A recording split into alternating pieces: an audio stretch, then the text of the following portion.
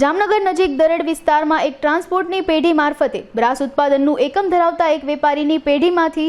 નીકળેલો truck ચાલક એકાએક ફરાર થયો હતો। ટ્રક ડ્રાઈવર લાખો રૂપિયાનો બ્રાસનો માલ ચાઉ કરી ટ્રક રેડો મૂકી નાસી છૂટ્યો હતો, જે મામલે 10 દિવસ અગાઉ પોલીસ ફરિયાદ નોંધાયા બાદ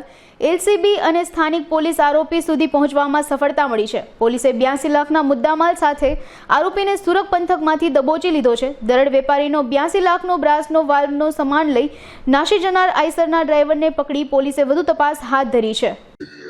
જામનગરના પંચબી પોલીસ સ્ટેશનમાં એક ફરિયાદ દાખલ થઈ હતી કે જે આપણે ટોપ મેન્યુફેક્ચરિંગ કંપની છે બ્રાસ પાર્ટની, આથી એક આઈસર ટ્રક જેમાં આશરે 10 ટનના આશરે બ્રાસ પાર્ટ ભરી અને નાસિક મહારાષ્ટ્ર જતો હતો। તો રસ્તામાં જે ટ્રકના ડ્રાઈવર છે એ બધા મુદ્દામાલ સહિત ગાયબ થઈ ગયા હતા અને આ જે ફરિયાદ દાખલ થઈ હતી આ ફરિયાદના અનુસંધાને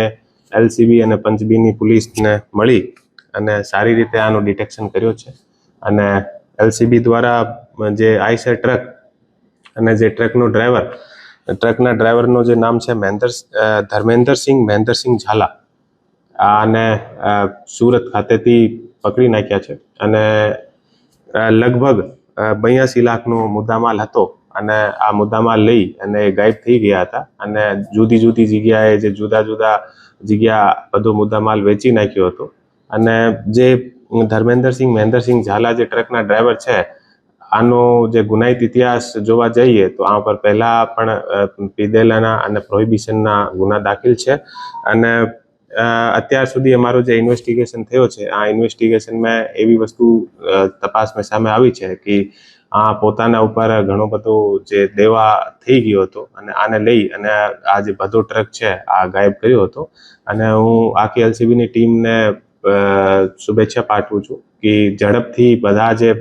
મુદ્દામાલ છે આને રિકવર કરી લીધો છે અને ગુનાને ડિટેક્ટ કર્યો છે। આ માટે હું ફરીથી આભાર વ્યક્ત કરું છું।